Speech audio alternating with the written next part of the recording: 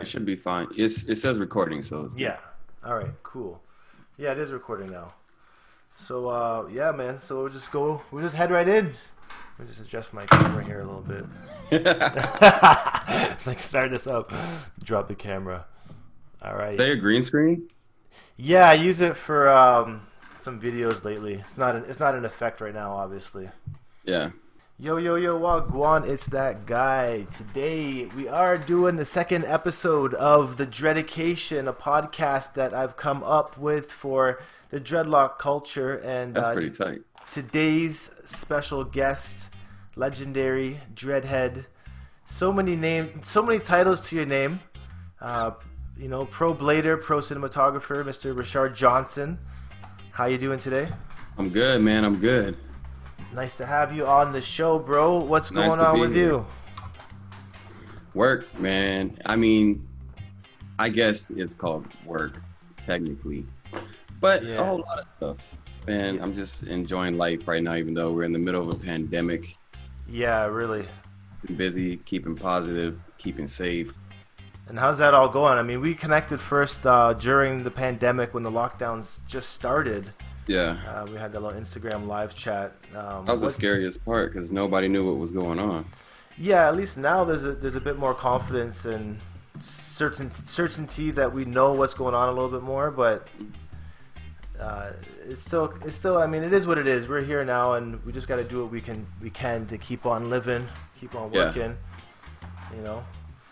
So for the show, I mean, a little bit of background with Rachard here. I mean, I grew up watching your skate videos. I mean, legendary edits, very inspirational for the black community as well in the skate scene. Yes. And I actually remember it was when I was in college that we had first connected on Instagram, maybe about 7 years ago. Yeah. So I think it's in about due time that this interview, you know, comes about. Oh yeah. You know, so I wanted to ask you at first, how did you hear about? Well, firstly, how did you hear about NotNation? Like, what was your first experience seeing any sort of content from the channel, or maybe even just dreadlocks in general? I think it was dreadlocks. I found it somehow on YouTube. I don't remember how I found it. Mm-hmm. Just down the rabbit hole somewhere. Yeah.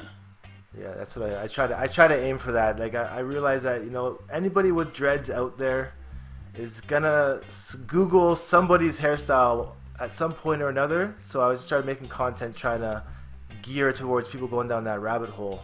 Yeah. But in terms of dreads itself, like what was your first memory of seeing somebody with dreadlocks where it really stood out to you, where it kind of made you want to get them?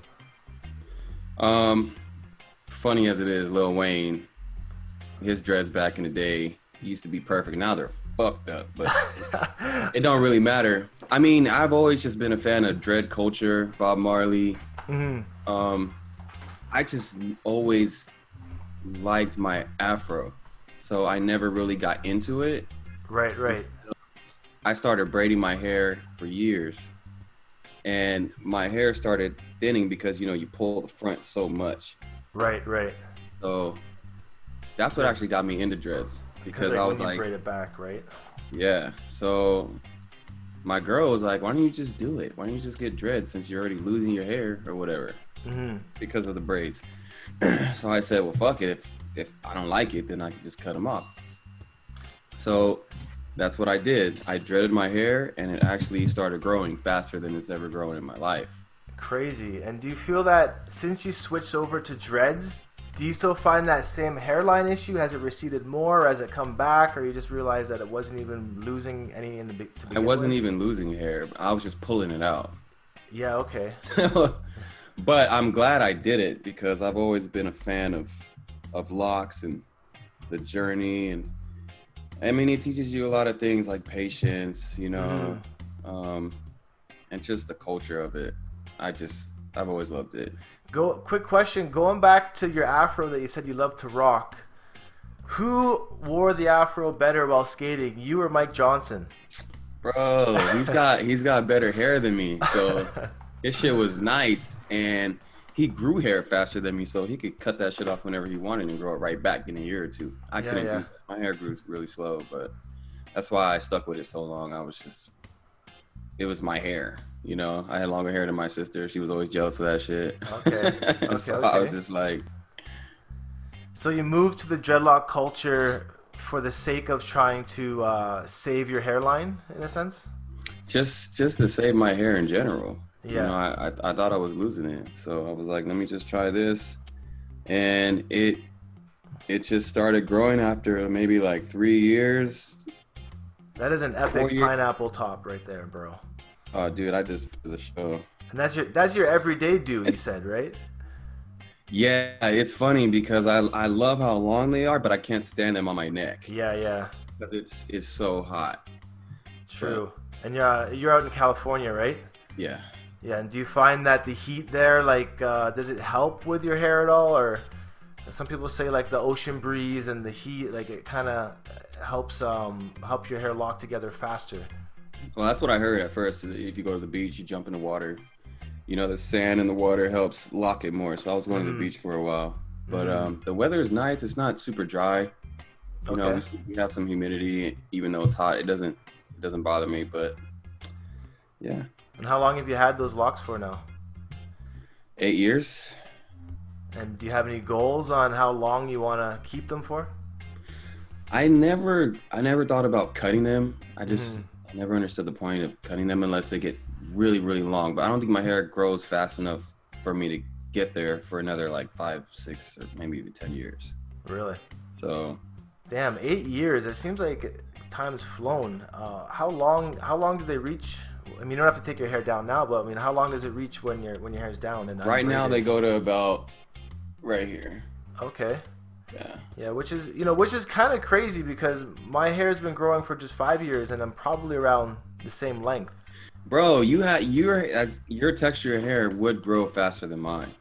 My shit is so curly. Okay. Yeah. Yes, I hear of a lot of people that don't have the fast growing hair type, and I never quite understood if it came down to just the curl patterns of their hair, or was it their diet, or just like I think it's genetics? Everything: diet, genetics, ethnicity, whatever you are.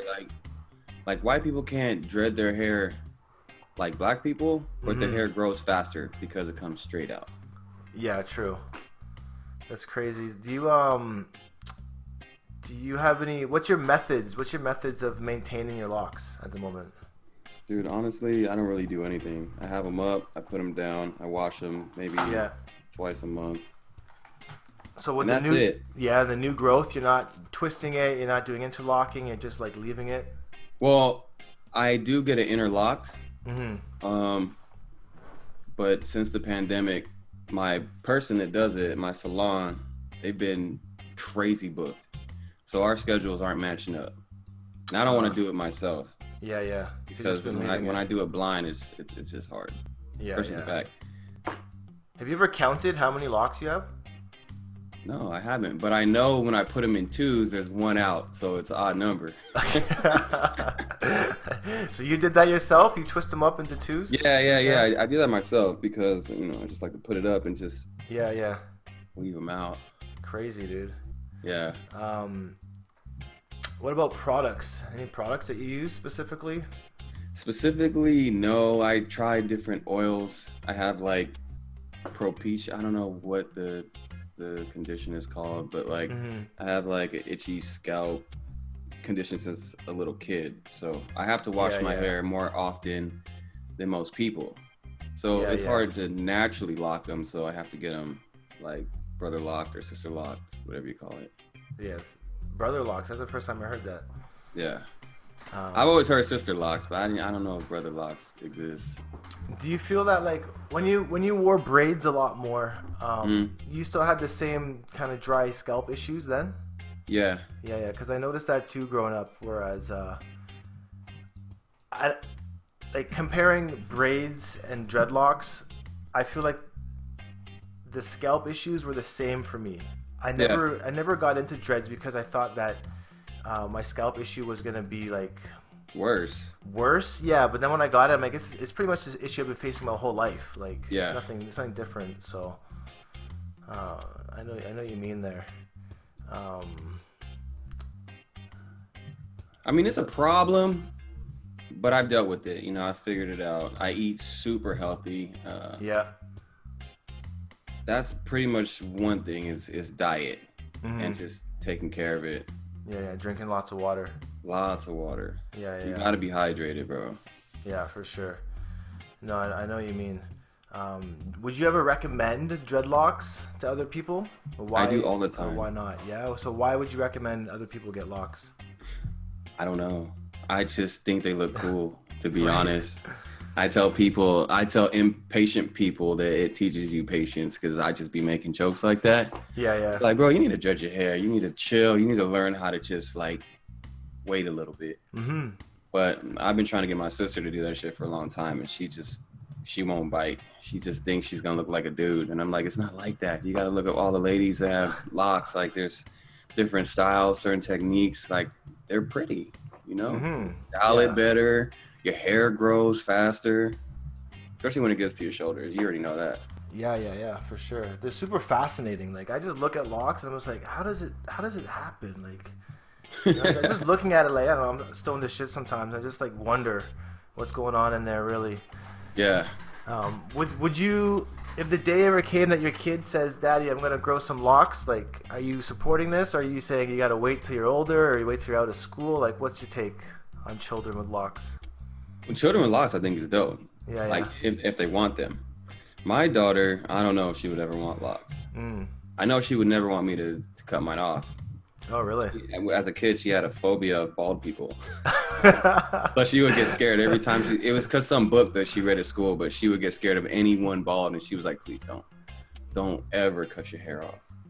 That's crazy. But her hair is just so nice. She's half white, and she has the curls, and then her hair pretty much goes all the way to blonde in the tips because she's in the sun all the time. Yeah, true.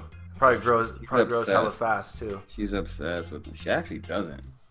She didn't have hair until she was like almost 3. Oh, really?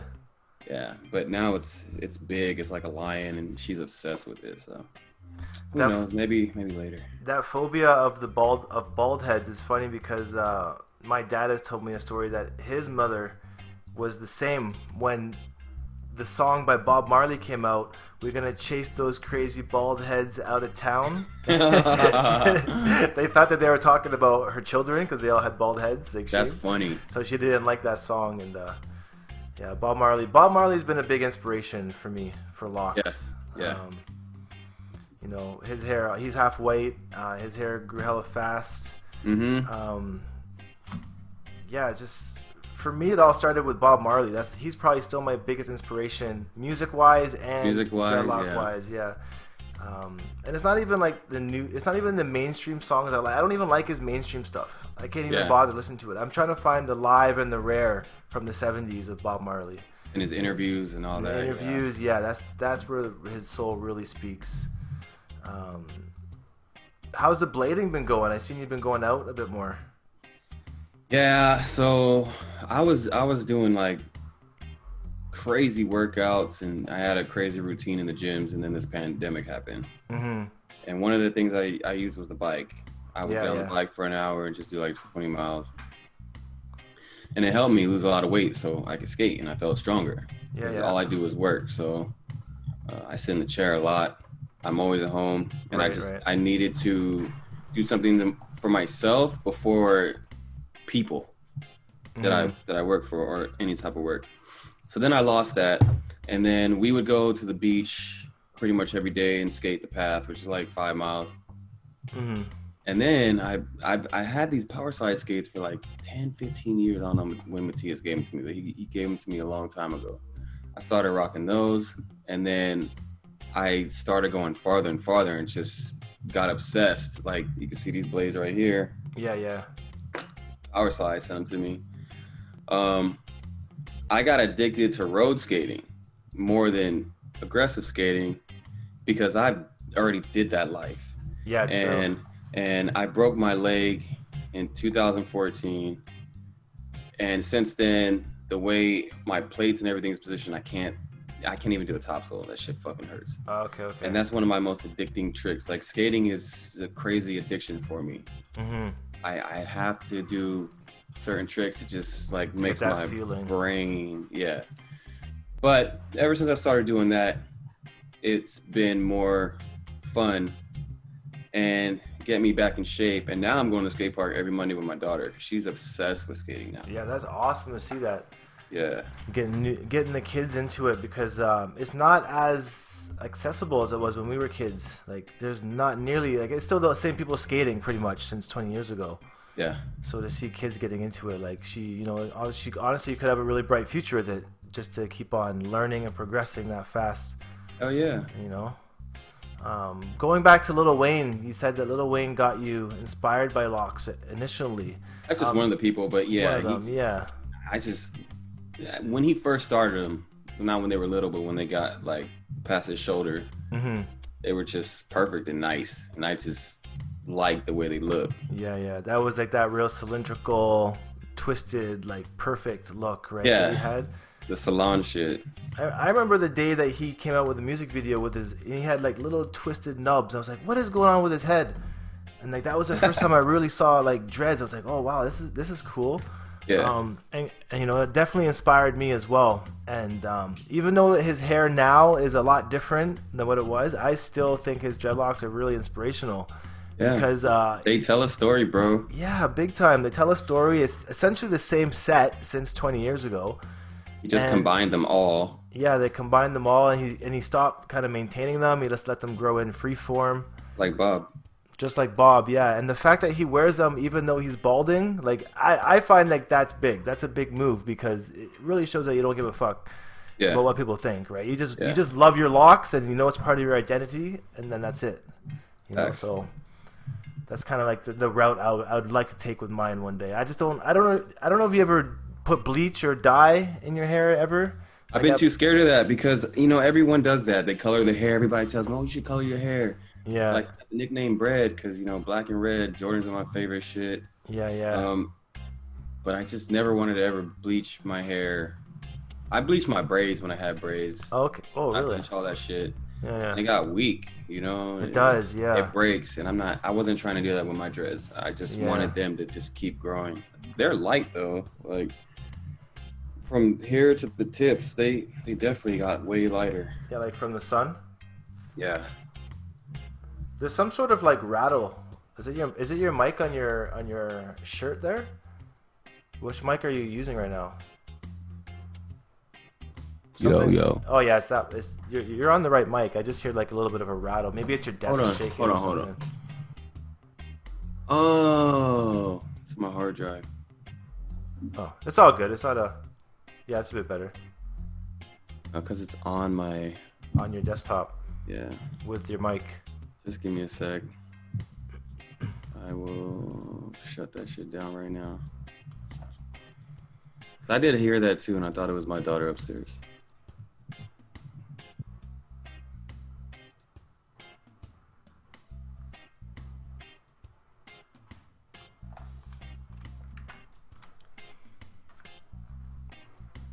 All right.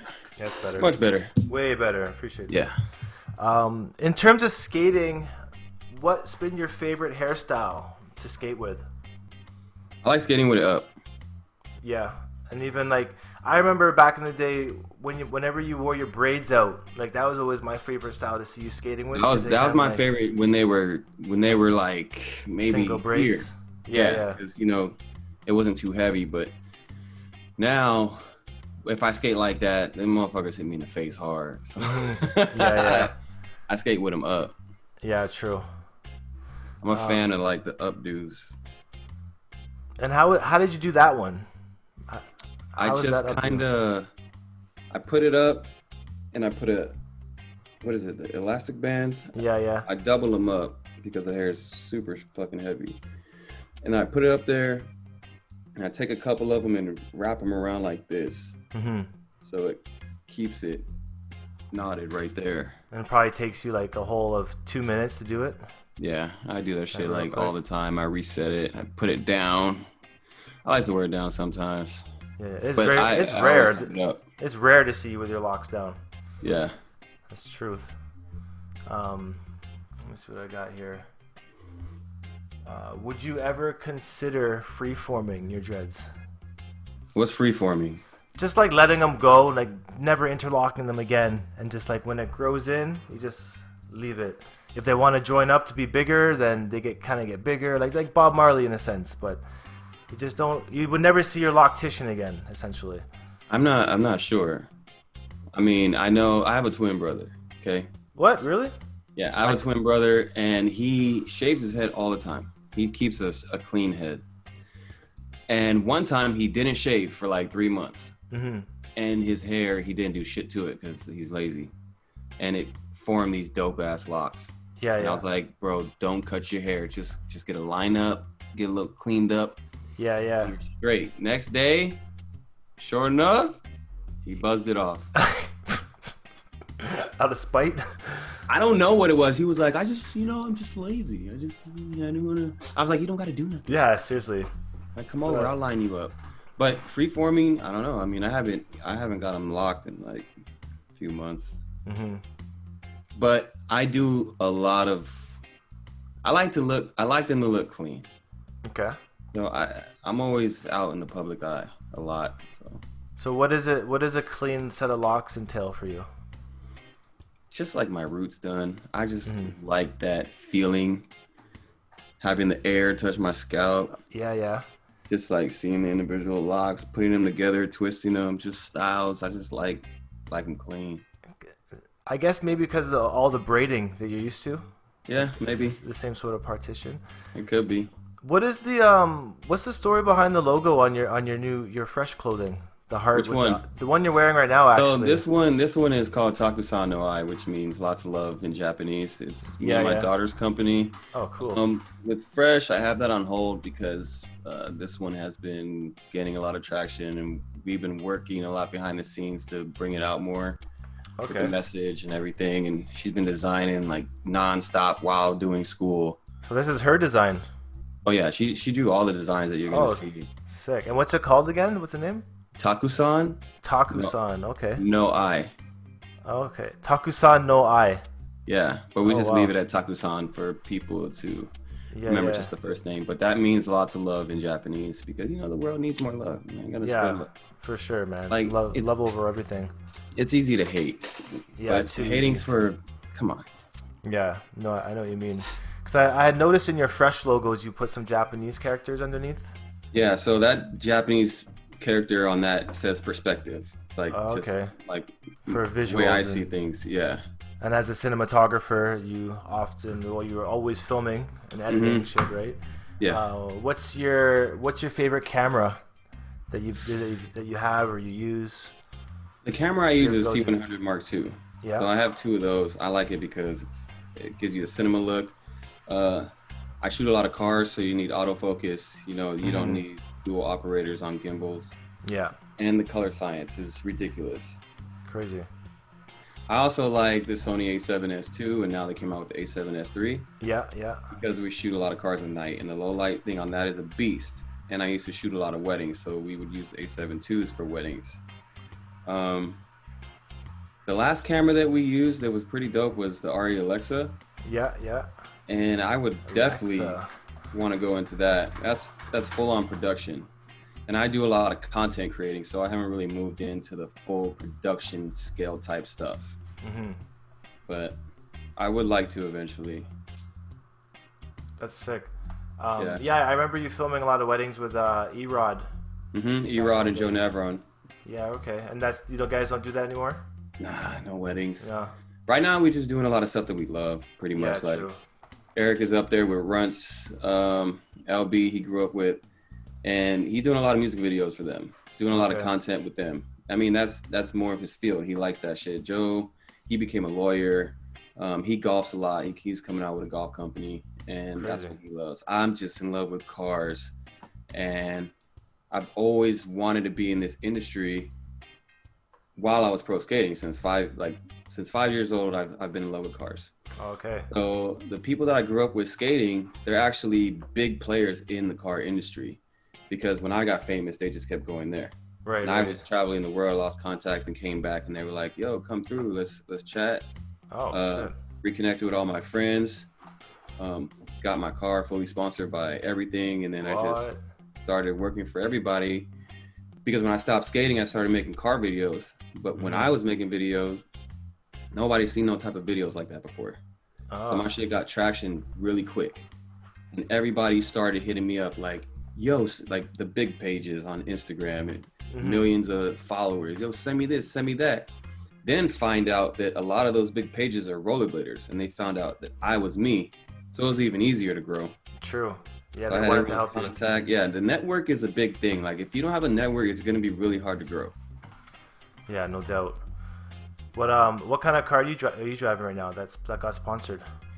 It's a Mitsubishi Evo 10. Ooh. And you got like the camo wrap on there, right? Yeah. That's crazy. I don't even know too much about cars, but I do love cars as well. I'm more of a late bloomer in the game of learning about.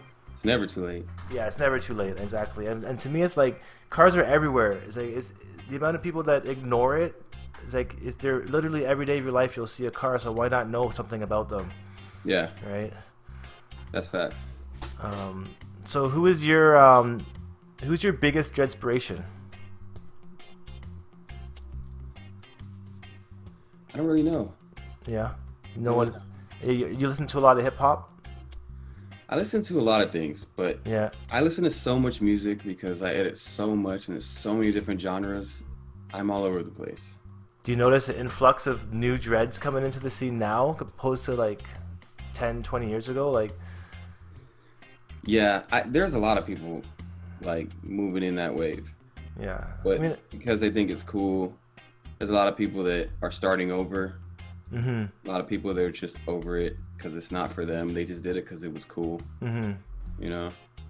But, yeah. Do you happen to have a pair of your pro model behind you or in the room? Which one? Anyone, yeah. To be honest. Yeah. If you wanted to show it. Yeah, let me get it.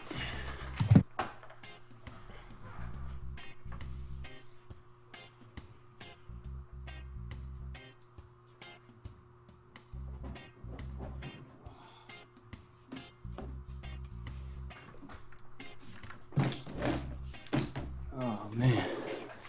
All right. Sick. So the last one that came out was yes. So these are the ones my daughter skates. I had 5 pairs of them. Matthias sent me, and I gave 3 of them to 3 good friends. So sick. I only have 2 pairs for myself. 1 I skated, and then the sample. Crazy. I'm currently riding those that I had gifted to me last year, and really? Honestly, they're my favorite skate I've ever owned. As I always wanted a pair of red skates. Yeah. And besides the Razor's Gens, this is the second pair that I've actually had. But the Gens were dyed, so they weren't really truly red. Yeah. But yeah, they're like so great. Everybody comments on them, like because they look like sneakers a bit. Yeah. And they're just so flashy. Like, oh, I would honestly ride them for the rest of my life. Damn, my thrones. Kids are cracking right here. It's so old. So these are 2008 release. Holy. And this is my favorite pro skate of all time. This is right. This is it for me. And this was like a little fib that came into reality. Yeah. So in 2004, 2003, like the end of 2003, I was over. Aaron used to live in California. Aaron Feinberg. So everybody was in town. We're at Aaron Feinberg's house, and I was talking shit with Farmer, and we were going back and forth on skates. And I was like, "Yeah, Matthias is making me a red skate right now." He's like, "What word?" I'm like, "Yeah." And after that night, I emailed him like, "Yo, can you make me some red skates?" So he was like, "Yep," and he fucking made me red skates. Wow. And I had to wait like 8 months for like the sample to come through. And the first sample I got was in October when we went to Africa with Abdil and Mark Corte, Jaron Grobe. Who else? I can't remember. But when we landed, when Mark Corte got there, he handed me the first red skate in 2004, and they made me 5 pairs. So back then, you know, the red was crazy in Africa. You know, the AIDS awareness and all that shit. True. So when I was wearing those everywhere, like, it was crazy, dude. Like, it was just the reactions to them. The reactions, who I was, what I was doing, what I stood for. It was just such a big impact out there. It was crazy. That's sick. Those red thrones are super rare. I've never even seen it. I think I've seen. I wish I could show you the sample. I wish I could show you the sample because these are the ones that came out in 2008. He made me 5 pairs in 2004. So they looked a bit different. No, they were the same. But the thing is, I was the only one in the world with these skates for, 4 years before they came out. Oh, okay. So, like, and when they came out, they sold out in 4 days. Holy shit. How many pairs did they make? Do you remember? I don't even remember, dude. Yeah, I remember the check, but I don't remember how many pairs. Crazy. Yeah. Any thoughts on the new Danny Beer skate and royalty situation going on? What's the royalty situation?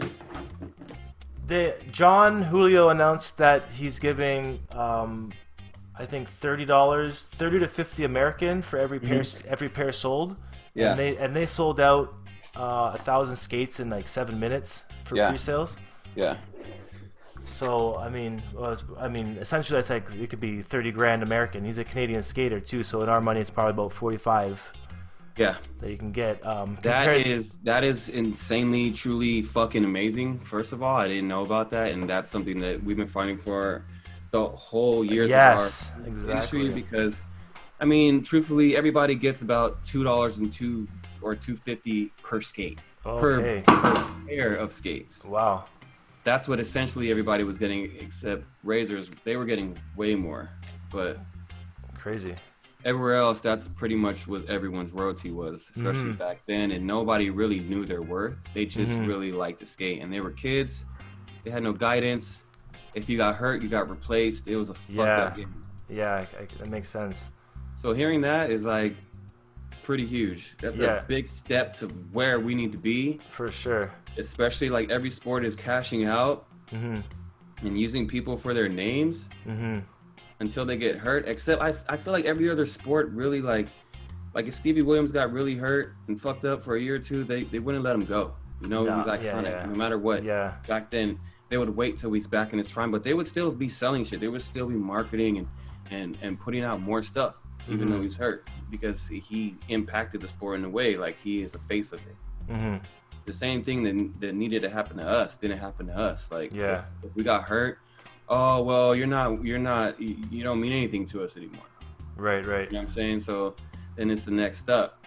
But like, I haven't skated in years, and when my Aeon came out, I promoted it on my Instagram. I promoted it, but I wasn't in the position to skate. I never skated and still sold out under a week. Oh, sick. So I mean, the name presence, it's just all in how you go about everything, you know, how you treat people, how you manage yourself, just for sure. A lot of things, I guess the legacies live on, right? They do. You know, especially as kids, like we all grew up watching everybody's content, so it's in our hearts, you know. This is shit that we'll never forget. And you know, we definitely want to be supportive of each other. So like for Danny's skate to sell out so quick, and you know your skates to sell out. I try to get a pair. I'm doing a little project. Can't really say right now, but true, no worries. But you know, you can see.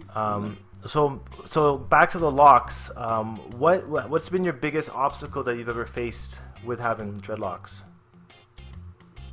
My biggest obstacle could be even a stigma you often faced with, or. I don't think I noticed like shit against me like that, or I just do my shit, and I'm so focused that I can't see bullshit. Like, if it's right in front of me, I'll push that shit to the side. I just love my shit for what it is, and like no one's gonna tell me nothing about it. And you tell me something about it, I'm gonna laugh at you. Like, bro, these are exactly. Talk shit on something that's yours. Yeah, seriously. It's not even their issue at all. Yeah.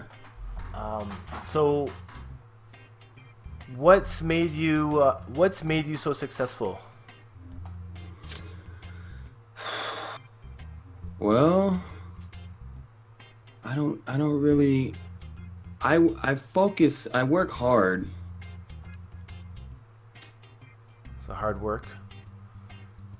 When I grew up, I watched my dad go from business. He used to be an actor, so okay. He was kind of big, and him and my mom split up at 9.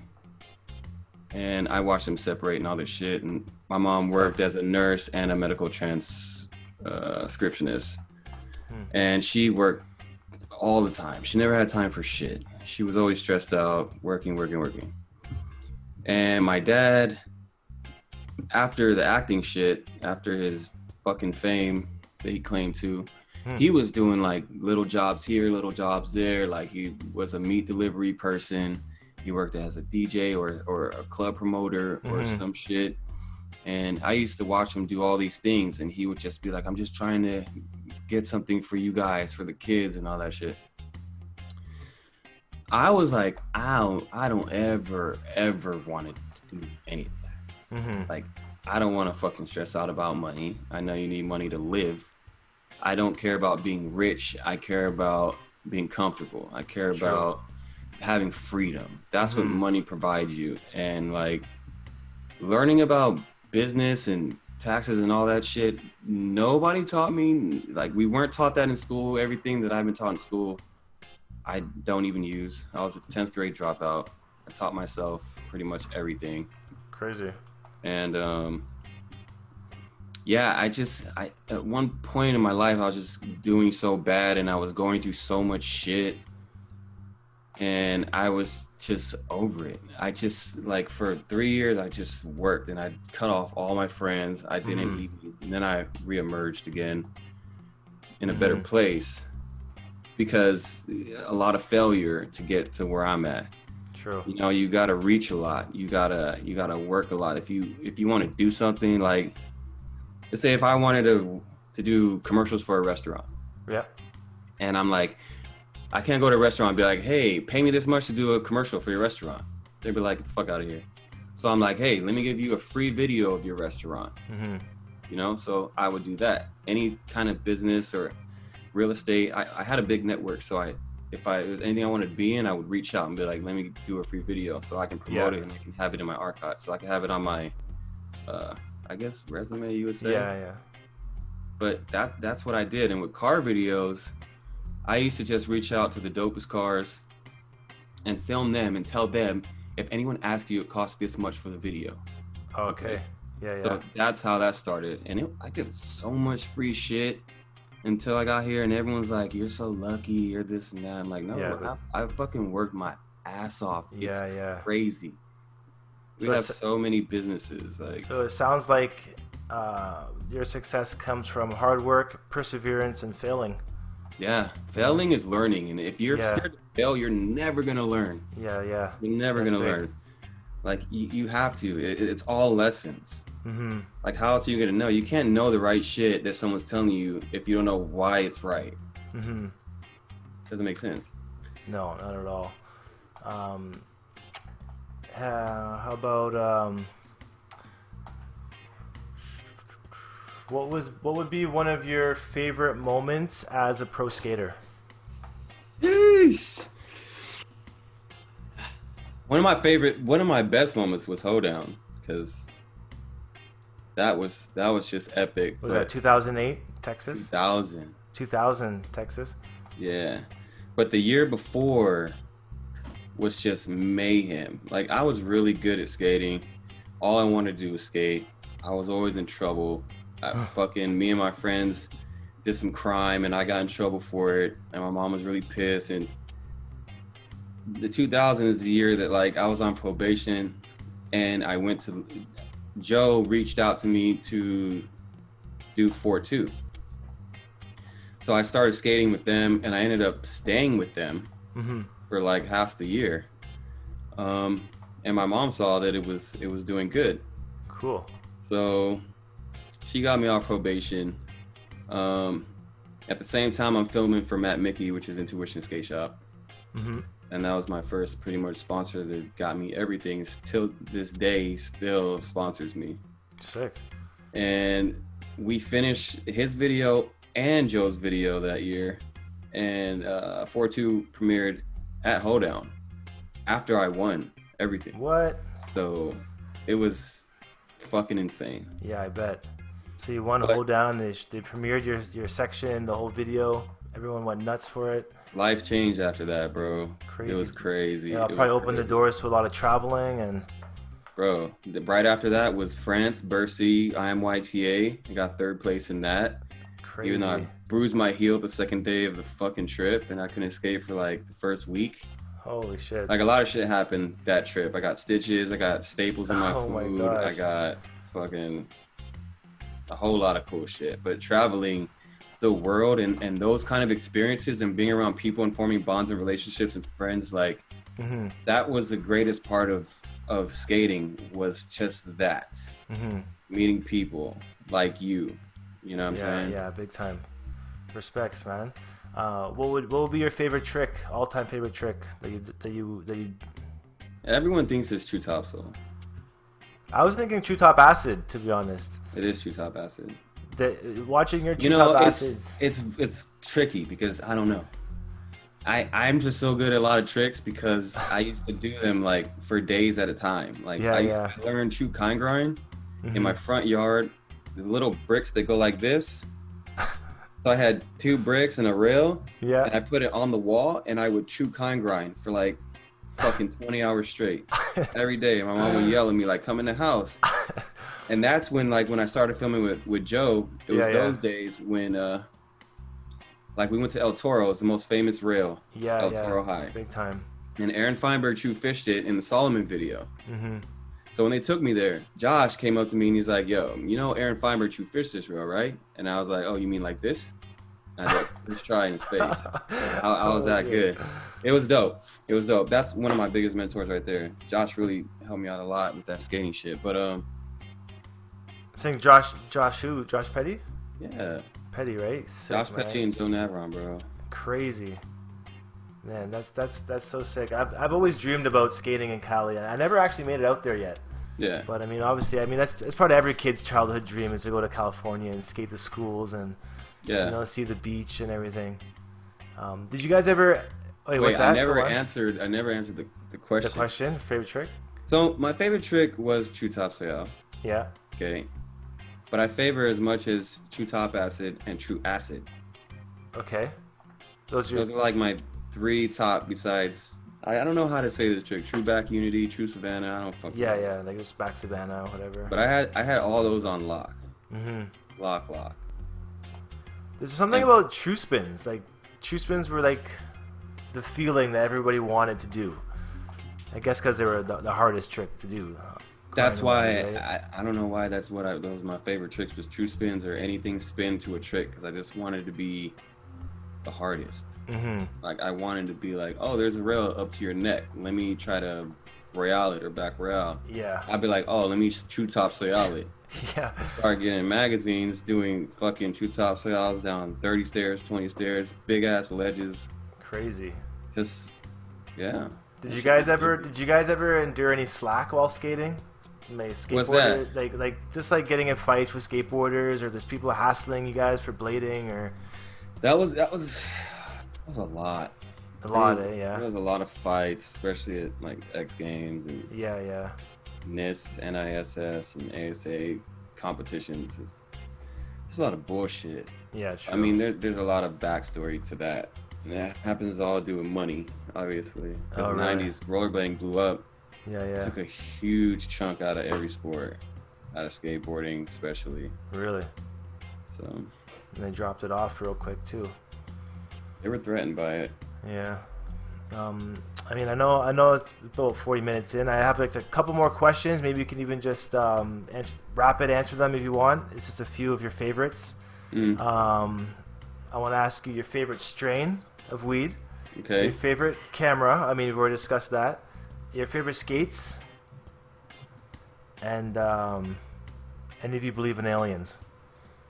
Aliens are true. Yeah. Are real. We are aliens. We are aliens. Yeah, big time.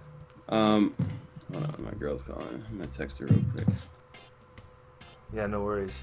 It's crazy that the Pentagon released that they have a UFO team a UFO unit that they're actually like they've announced it as public now, as of like 3 months ago. So like, wait, what? Yeah, you can look it up on CNN, man. They put out an article saying that they've been researching UFOs for the past 10, 15 years. Fuck yeah, they have. Dude, that shit's real. Yeah. So what was the questions? Aliens, those are real. That was the first one, yeah. Your favorite strain of weed and your favorite skates and your favorite camera. So my favorite strain of weed, I really don't know. Anything hybrid with Kush indica dominant. Yeah. Right now, we just cropped this thing called Z Cube. And fuck, I don't even know if you can see it, but it's fire. I think I saw that on your Instagram yesterday. Yeah. And it was, or a couple days ago. So you grew that yourself? No, my people grow it. Oh, okay, cool.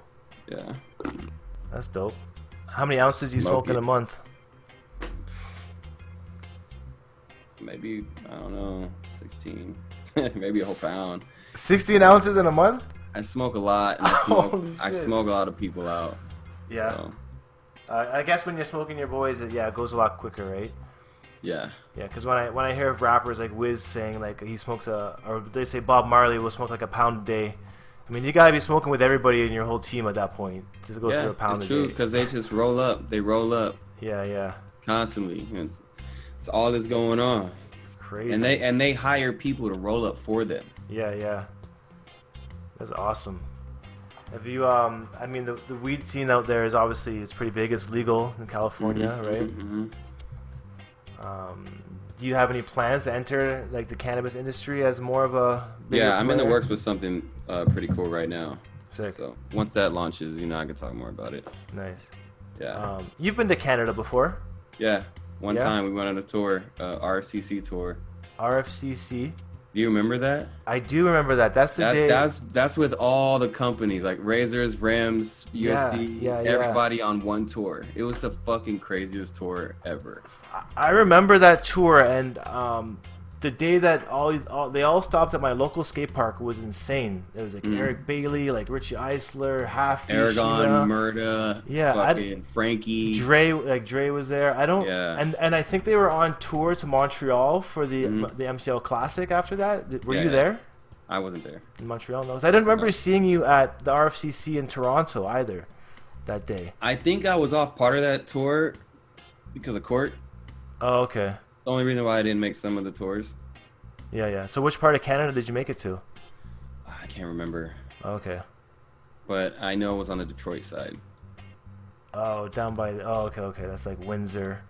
But you would have been in Ontario because Detroit's like right next to Ontario. Yeah. Crazy. Oh, that skate park down there.